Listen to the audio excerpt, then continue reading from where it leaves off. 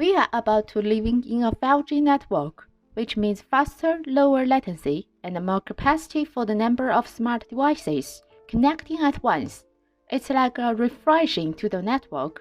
The app, upload and download, video stream, online transaction all get improved. For the foreseeable future, some prototype products we've seen or not will crash to the market, such as driverless car, smart home, remote control.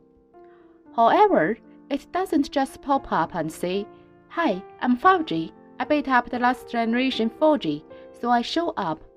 No, it doesn't. 5G means more reliable hardware, high-end CPU, and etc.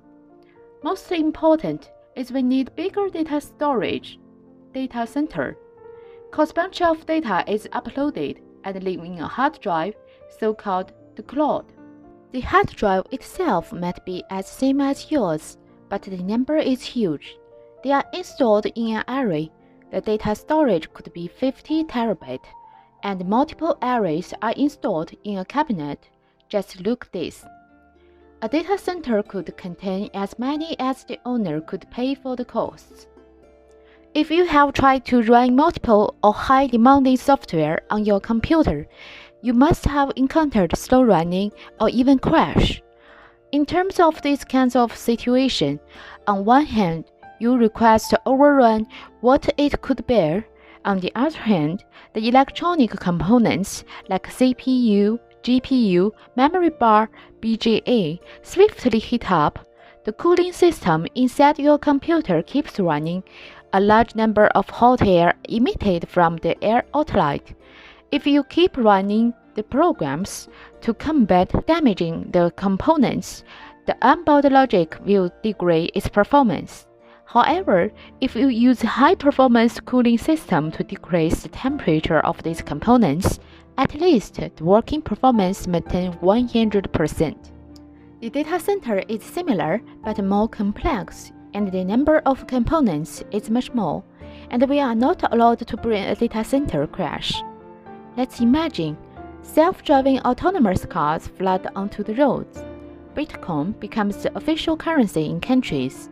The power load of communication and processing data will increase geometrically.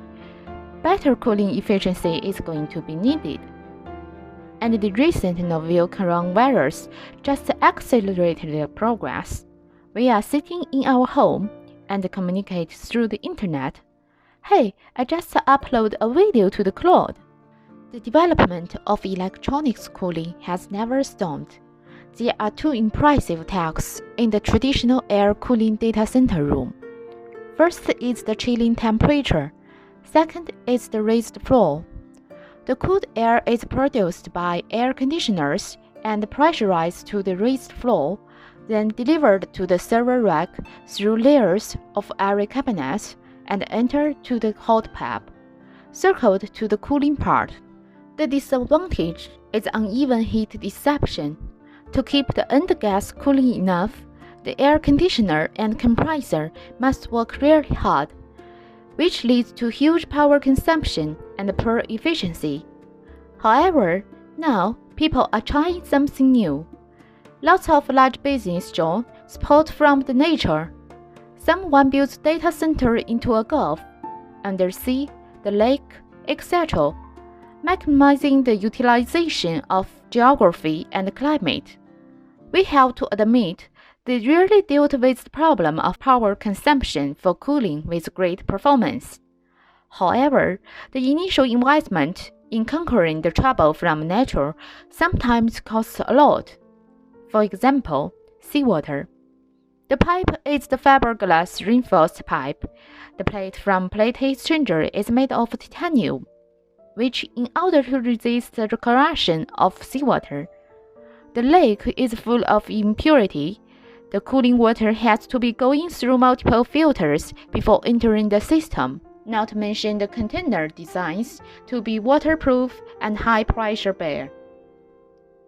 In this graphic, the hot air within the cabinet is delivered to the radiator. Thermal energy is transmitted to the water. In this circle, the breeze exchanger keeps chilling hot water. On the other side, thermal energy passes through plates to the water of the other circle.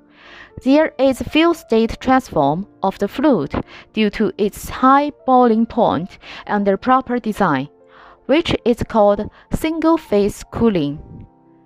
The second graphic reveals the process of two-phase cooling in the server cooling system, which is similar to the single-phase cooling.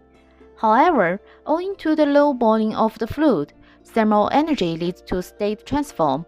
Refrigerant is vaporized into steam by the heat from the hot air and condensed into water in braised evaporator over and over again.